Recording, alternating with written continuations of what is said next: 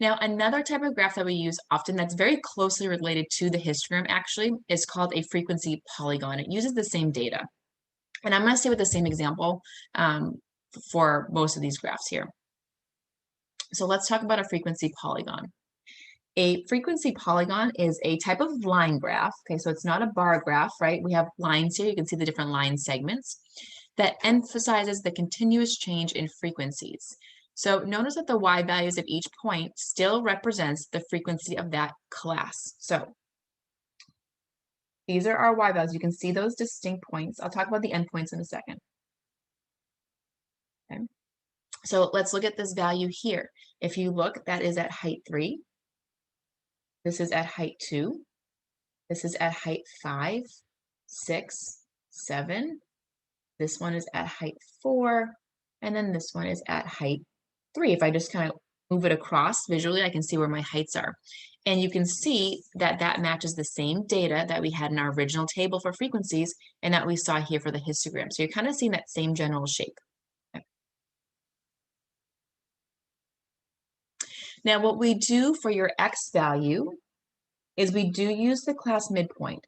So these values here are all your class midpoints. Okay, so we don't use boundary points in this case. It's specifically the class midpoints, kind of that halfway point, and that's what we use to represent that point on the graph. So we do use our class midpoints here for all of these key features. Now you may be wondering, well, where on earth did these points come from, right? Those weren't part of our data set, and you're right. So traditionally for a frequency polygon, what we do though is we start and end a frequency polygon on the x-axis, meaning that it's touching the x-axis. To find these x values, what we can do is extend the left side of one class width for the first class midpoint, and then extend the right side one class width after the class midpoint. So again, you may be like, what on earth does that mean? So let's go back for a second and review our data. So if we go back here,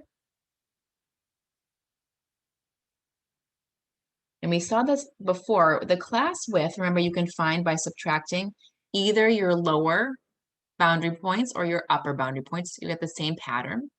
So our class width, if we did 191 minus 155, just using these first two here, we saw was 36. And we use this value to find our classes last time and kind of get all set up and organized. So what you can do here to find these endpoints is you use your class width. So I'm going to take my first class midpoint, which is this 172.5, and I'm going to subtract the class width. And our class width here was 36, so 36.0. Now, obviously, you can use a calculator, right? But you can see that's how they got the 136. So they're just taking that midpoint and subtracting that same class width. And to get the upper one, let's use a different color. So this is this one. I'm going to use that same idea, but instead of subtracting, I'll add it at the end. So I'm going to take my last class midpoint, which is this 388.5, and I'm going to add my class width. So I'm going to add that 36.0.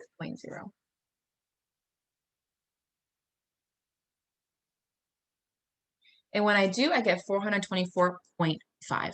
So that's how they get those two final points. They're always at y value 0. So they're always going to be on that x-axis. And that's how you would create a frequency polygon. Now, histograms and frequency polygons often can also be drawn together. So here we've done this separate, but you can draw them together. And if you look on page 46 in your text, I'm just going to pull it up and show you guys quickly. Okay. You can see it right here. Okay. So you can see that you have that histogram drawn, and then right on top of that, you have that frequency polygon drawn over it. So we can do them separately, or you can also combine them at the end in one graph and just kind of get one image with both graphs on the same grid. And that works too. So sometimes they are combined like that. If you see them, then you know you actually have a histogram and a frequency polygon on one chart.